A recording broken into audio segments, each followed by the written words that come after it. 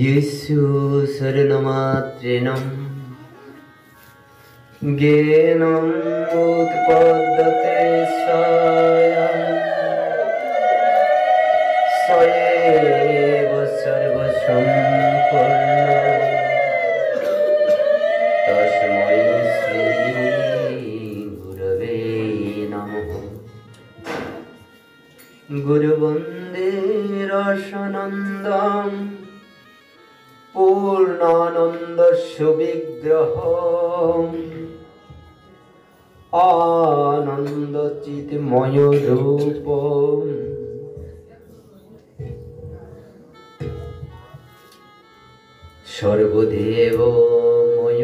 सर्वदेवमयभीमम् वन्दे अहं श्रीगुरु श्रीयुतपदकमलम् श्रीगुरुं वैष्णवांच शिरूपसाग्रजातं सहगणा रघुनान्वितं तं सजीवम् प्रेमवैष्णवाराद्धं प्रेमरसं पदं परं नमामि नयनानन्दं श्रीजगद्बन्धुसुन्दरम्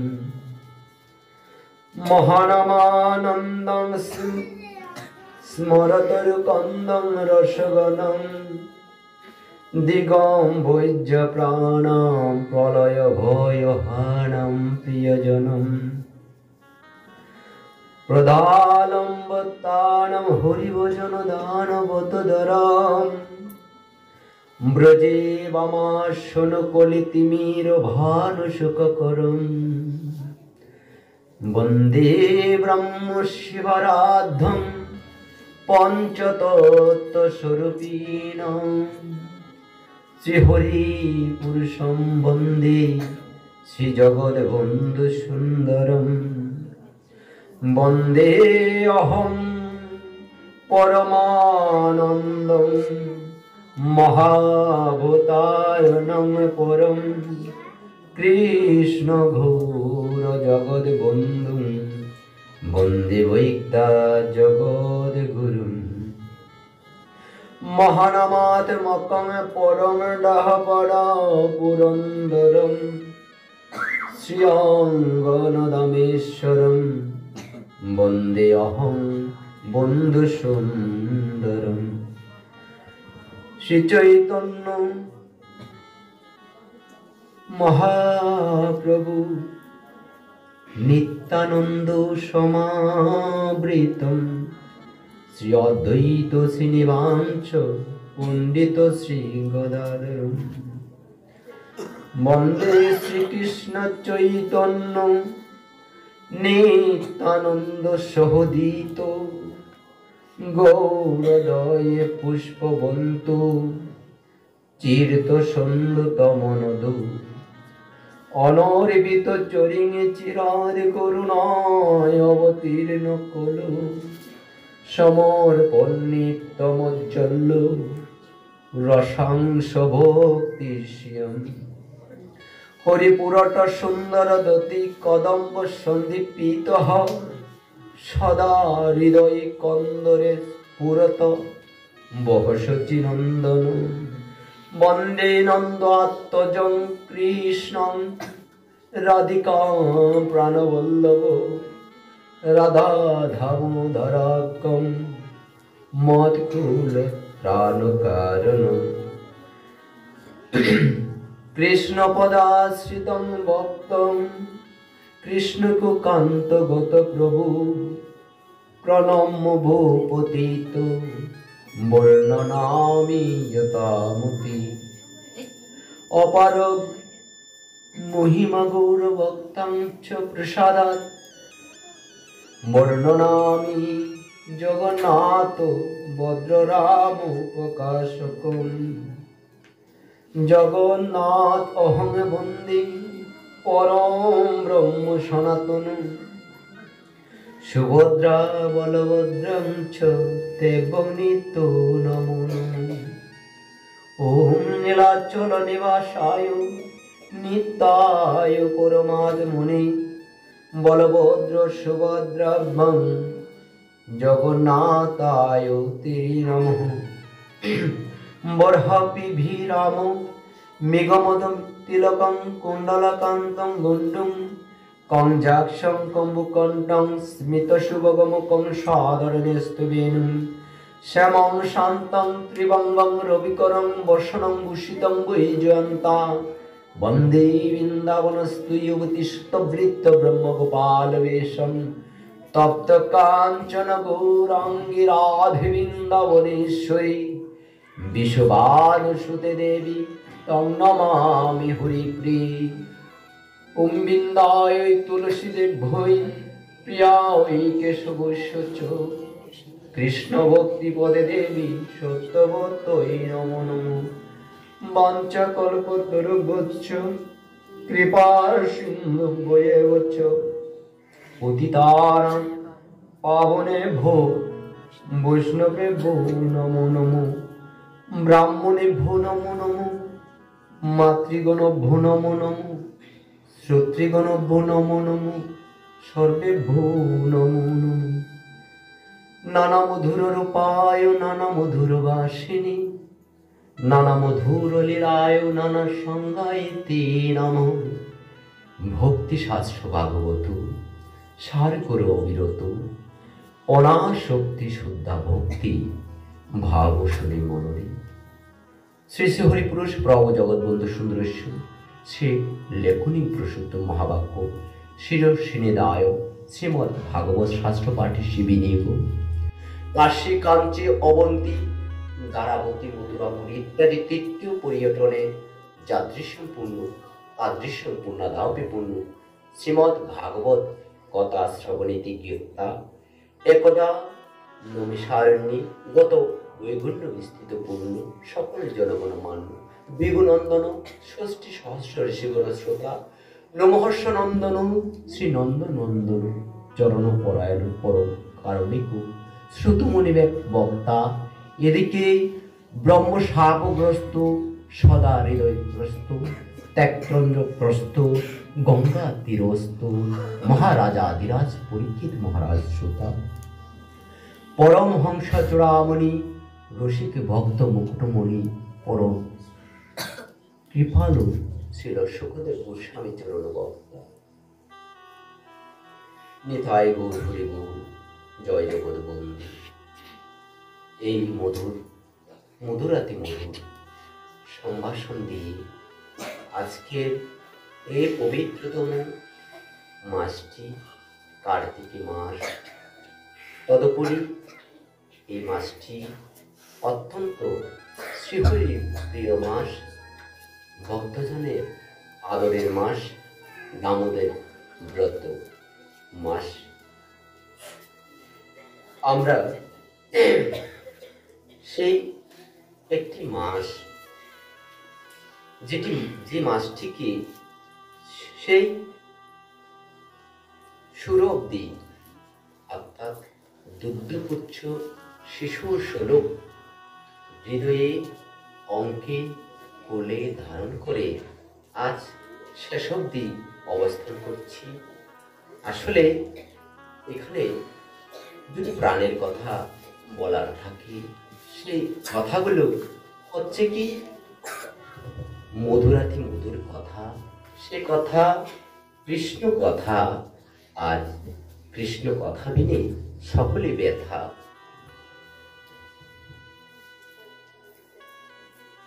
আমরা এই মাসটি অত্যন্ত প্রীতি সহকারে অত্যন্ত প্রজন্যে লালন পালন করে আমরা আজ ব্রতের শেষ প্রান্তে অবস্থান করছি। প্রসঙ্গত বলতে হয়, তাই এই ভাগবত শাস্ত্র তাহার প্রসঙ্গে যে নির্যাসটুকু তুলে ধরছেন, আমরা যখন দেহ বলবৃদ্ধি দেহ পুষ্টির জন্য কোনো খাদ্যাদি গ্রহণ করে থাকি,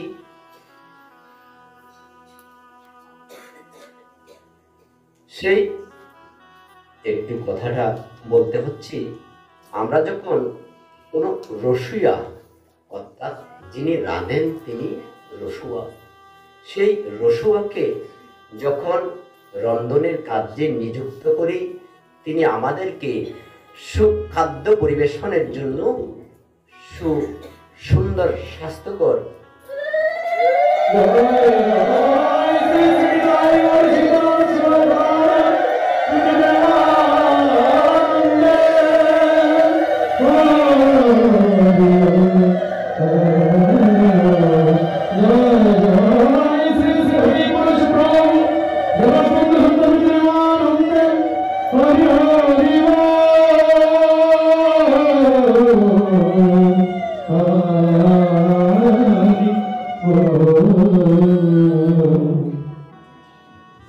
তাই প্রসঙ্গে বলছি, সেই রসুয়া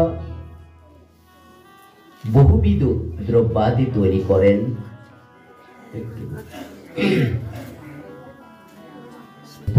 দৃষ্টান্ত কিঞ্চিত তুলে ধরছি। রসুয়া ব্যঞ্জন তৈরি করেন, সে ব্যঞ্জনে হরেক রকম উপকরণ থাকে। সে ব্যঞ্জনটি সুস্বাদু করার জন্য কিছু মিষ্টতার প্রয়োজন হয়, কিছু যে অম্লতার প্রয়োজন হয়, কিছু ঝালের প্রয়োজন হয়। সব উপকরণ মিশ্রিত হয়ে একটি সুস্বাদু খাদ্য তৈরি হয়। তাই বলছিলাম কি, এই দীর্ঘ 1 মাস ব্যাপী যে ব্রতের আয়োজন, এই আয়োজনের উপকরণ সত্তা হচ্ছেন ভক্তগণ। উৎকৃষ্টতম যে মাঙ্গলিক শ্রীহরি কথা আস্বাদন ব্রতাদি আচরণ কোশ্মিন কালো সম্ভব নয়। সংসারে বিবিধ প্রকারের আমরা মানুষ রয়েছি, কেহ মিষ্ট, কেহ তিক্ত, কেহ জাল, কেহ অম্ল। তাই এই সংসারটি তখনই সুখের হয় সমস্ত উপকরণ মিষ্ট লোকের মিষ্টি কথা, তিক্ত লোকের তিক্তি কথা, ঝাল লোকের ঝাঁঝালো কথা, আর শোষণকর্তার যে শোষণ, নিপীড়নের নিপীড়ন, সমস্ত কিছু সমন্বয়ে একটি সুন্দর পরিবেশ তৈরি হয়, সুন্দর একটি কি হয় জাতিসত্তা তৈরি হয়। না হলে বৈচিত্র্যতা না থাকলে এত মাধুর্য থাকে না। তাই প্রসঙ্গত বলছি, যদি একটি গ্রামে শুধুই হাসতে থাকে আর একটি গ্রামে শুধু কাঁদতে থাকে, সেখানে যে গ্রামে হাসছে সেখানে যদি কান্নার রোলটা উত্থিত না হয়, তাহলে বুঝতে হবে সেটি আপনার একটি হসপিটাল ছাড়া আর কিছু না। কারণ একটি গৃহের ছত্রছায়ায় আমরা বসবাস করি, সেখানে মিলিত সকলের অবস্থান সমভাব না। কেহ কাঁদছে, কেহ হাসছে, কেহ খেলছে, কেহ গড়ছে, কেহ ভাঙছে, সমস্ত কিছু নিয়ে এই পৃথিবীর আয়োজন। আর এই পৃথিবীর এত সুন্দর এত বৈচিত্র্য রূপদাতাকে তিনি হচ্ছেন অনাদির আদি গোবিন্দ, সর্বকারণের পরম কারণ ভগবান শ্রীকৃষ্ণ। আজ আমরা সেই শ্রীকৃষ্ণের এই অপাকৃত লীলা আস্বাদনে ব্রতী হয়েছি। এই লীলা আস্বাদন করলে কি ফল প্রাপ্তি হয়, তাই ভাগবত সংবাদ দিয়েছেন, আমরা যখন ঘোর বিপাকে, আমরা যখন ঘোর ত্রাসে, ভয়ে ভীতা সন্ত্রস্ত, তখনই এই ভবতরণী শ্রীহরি কথা আমাদের কি কোথায় নিয়ে যান? তরণীও ভেলার দ্বারা সেই নিত্যে নিয়ে যান, কারণ আমরা অমৃতেস্য পুত্র। তাই এই যে মাঙ্গলিক যে অনুষ্ঠান, এতে সকল ভক্তের অনুপ্রেরণা, সকল ভক্তের আকুতি সম্মিলিত প্রচেষ্টায় এটি আজকে পূর্ণরূপে একটি মূর্তিমান হয়েছে। কিন্তু এখানে আমরা দৃশ্যত ভক্তের সহযোগিতা দেখছি, কিন্তু এখানে গোপন একটি বার্তা রয়েছে। গোপনটি বার্তা কি? সেটি হচ্ছে শ্রী গুরুদেবের কৃপা তাহা বেঁধে রেখে কস্মিন কালো এই মহাযজ্ঞ সম্ভব না, পূর্ণতায় পর্যবসিত কখনো হয় না। তাই শ্রী গুরুদেবের কৃপা, শ্রী গুরুদেবের কৃপা বহুত হয়। কেন? সেটি হচ্ছে ভগবানের শ্রীহরির যে কৃপা শক্তি, এই কৃপা শক্তি হচ্ছেন শ্রী গুরুদেব। তাহার কৃপা ভিন্ন কস্মিন কালো এহেন যজ্ঞ সম্পূর্ণ করা অসম্ভব। তাহলে বলতেছিলাম, শ্রী গুরুদেবের কৃপা শক্তির প্রকরণটি ভাগবত বলছেন তাহার দুটি প্রকরণ। একটি তিনি কাছে থেকে দূরে থাকেন, আরেকটি তিনি দূরে থেকে কাছে থাকেন। শ্রী গুরুদেব কখনো অপকট হন না, তাহার দেহ দিয়ে হয় না, তাহার লুপ্তি হয় কিন্তু কল্যাণার্থে। তাই এই মাঙ্গলিক যে অনুষ্ঠান আমরা 1 মাস ব্যাপী উদযাপন করেছি, এখানে এই তত্ত্ব নিহিত আছে।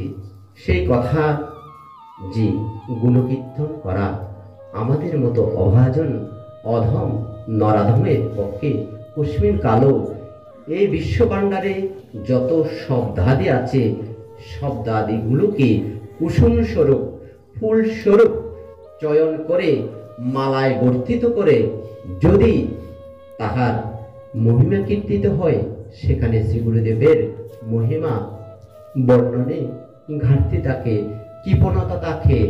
তাই আমরা সকলে সেই ভগবানের প্রিয় পার্শ্বদ করুণা শক্তির কে আশ্রয় করে আনুগত্যে আমরা আজ শেষ অবধি শ্রীহরি কথায় প্রবিষ্ট হচ্ছি।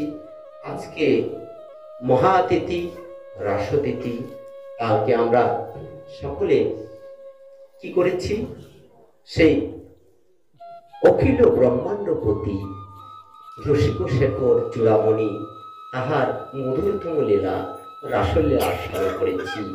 লীলায় আস্বাদন করলে ভুল হবে, কারণ সিন্ধুর এক বিন্দু আমরা আস্বাদন করতে পারিনি, কারণ আমরা কইলে হতো জীব, আমাদের ক্ষীণ আয়ু, ক্ষীণ মন, ক্ষীণ বল, সব দিক দিয়ে ক্ষীণ, কিন্তু একটি জায়গায় ক্ষীণ নাই। সে জায়গাটা কি? সেটি মরমের কথা, সেটি ভাবুকের কথা, সেটি সাধকের ভজনের কথা। সে কথাটা কি? সেটি একটু মৃগীকর্ণ না হলে সেটি ধরে রাখা যায় না, মৃগীকর্ণ না হলে সেটি হৃদয়স্থ করা যায় না। সে কথাটা কি? সে কথাটা হচ্ছে আমাদের একটি জিনিস পূর্ণতা আছে, সেটি হচ্ছে বাসনা চরিতার্থ করার যে তীব্র লালসা, সেই লালসাটি আমাদের পরিপূর্ণ আছে। আর সব অঙ্গবধ, যাকে বলা হয় ফোড়া, আর সব বোবা, যাকে বলা হয় কথা বলার শক্তিহীন বাক, নির্বাক। তাই আচ্ছা, আমরা সেই প্রেমময় শ্রীহরির একটি লীলা আস্বাদন করব। আস্বাদন সেটি ভুল হচ্ছে। শ্রীহরির কথা এমনই তাৎপর্যপূর্ণ, যাহারকে তুলনা করার মতো এই জগতে একটি বস্তু খুঁজে পাবেন না। তাহলে এত পথ, এত কীর্তন, এত গ্রন্থাদি রচনা হয়েছে কিভাবে? সেটি দৃষ্টতা হয়েছে। কেন হয়েছে? কারণ বিদগ্ধ জন, বিদগ্ধ রসিকগণ তাহার বর্ণনে খুব সচেষ্ট হয়েছেন এবং প্রযত্ন নিয়েছেন তাহাকে ফুটিয়ে তোলার জন্য।